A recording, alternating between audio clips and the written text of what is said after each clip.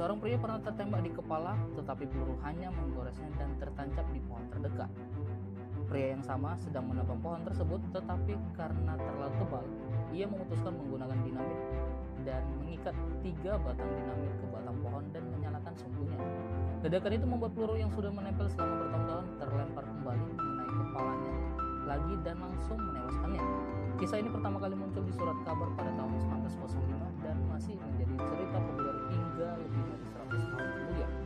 Meskipun tidak pernah ada bukti nyata bahwa kisah ini benar-benar terjadi.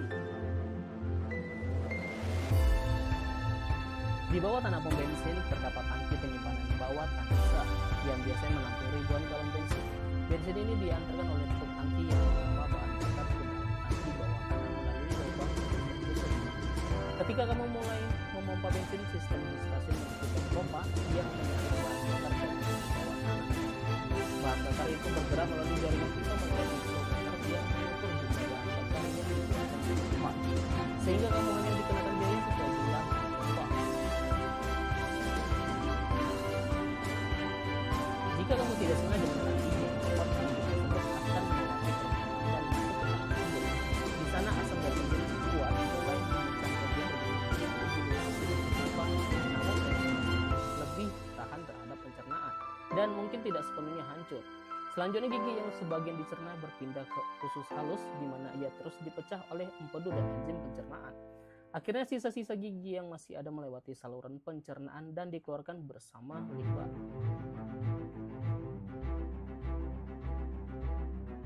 Di Tiongkok kuno, panah dilengkapi dengan peluncur roket kecil berisi bubuk mesiu. Roket ini mendorong panah lebih jauh dan lebih cepat dibandingkan busur tradisional, membuatnya mematikan dalam jarak jauh. Sementara itu di Eropa, abad pertengahan, ketapel raksasa menggunakan pemberat besar untuk melemparkan batu-batu besar ke benteng musuh. Ukurannya yang besar dan kekuatan yang dahsyat memungkinkan ketapel ini menembus dinding yang tak bisa ditembus oleh senjata yang lebih kecil. 2 anak laki-laki mendekati mobil seorang pria sambil mengenakan hoodie. Pria itu menurunkan kaca jendela sedikit ketika mereka meminta tumpangan. Tetapi tiba-tiba pria itu merasakan ketakutan yang mendalam, seolah-olah sesuatu yang mengerikan akan terjadi jika dia membiarkan mereka masuk. Saat dia melihat lebih dekat, dia menyadari bahwa mata mereka terkotak tanpa bagian putih sama sekali. Dengan cepat dia melaju mobilnya, meninggalkan anak itu di belakang.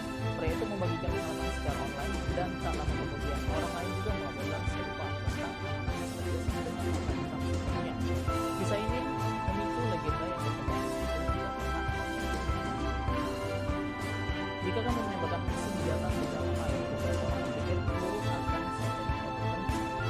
Tapi apakah itu benar? Air jauh lebih padat daripada udara, dan hal ini bisa membuat peluru bercepat dengan kecepatan dan energinya. Biasanya berhenti dalam jarak beberapa kaki saja. Namun jika kamu melempar granat ke dalam air, perubahan kepadatan ini tidak banyak berpengaruh.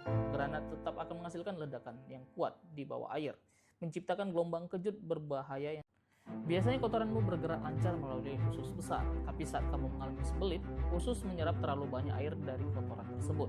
Hal ini membuat menjadi kering dan keras, sehingga bergerak sangat lambat di sepanjang usus besar.